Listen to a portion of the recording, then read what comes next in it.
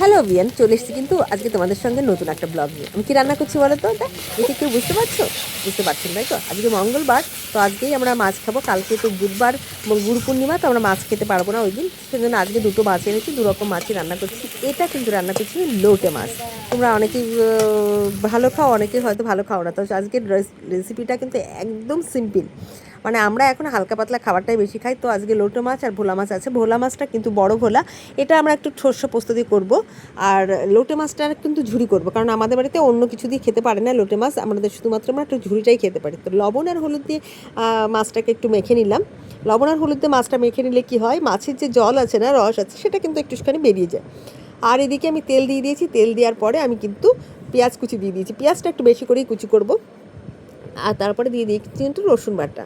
আর এদিকে একটু আদা দেবো, টমেটো দেবো, বিশেষ কিছু দেবো না আজকে, অন্য কোনো মশলা কিন্তু আমি দেবো না।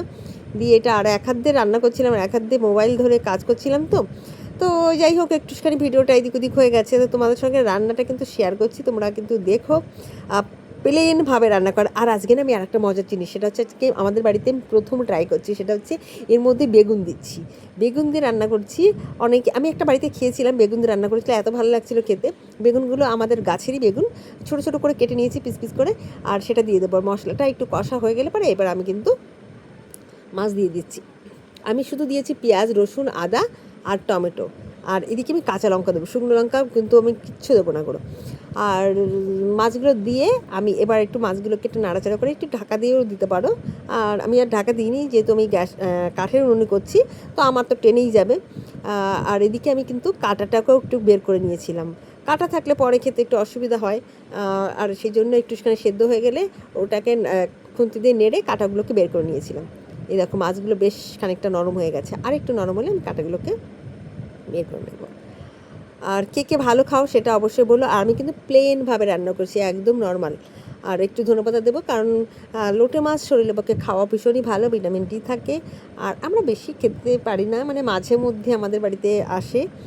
তো এই যে আমি বেগুন কেটে রেখেছিলাম, বেগুন আর কাঁচা লঙ্কা, গাছের বেগুন আর গাছের কাঁচা লঙ্কা কিন্তু দিয়ে দিয়েছি। আর এটা একটু ঝালঝাল হলে ভালো লাগে।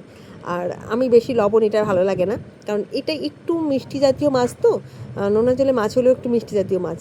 তো এখানে আমি একটু লবণ, ঝাল একটু, মানে লবণটা একটু কম থাকবে, ঝালটা একটু টান টান থাকবে।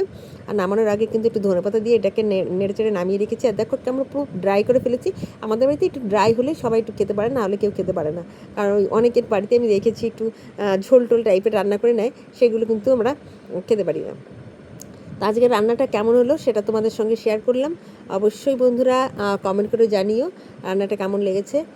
কারণ এই মাছগুলোতে না মশলা দিলে সেই মশলা ব্যাপারটা এসে যায়, মাছের যে নিজস্ব টেস্ট সেটা কিন্তু থাকে না।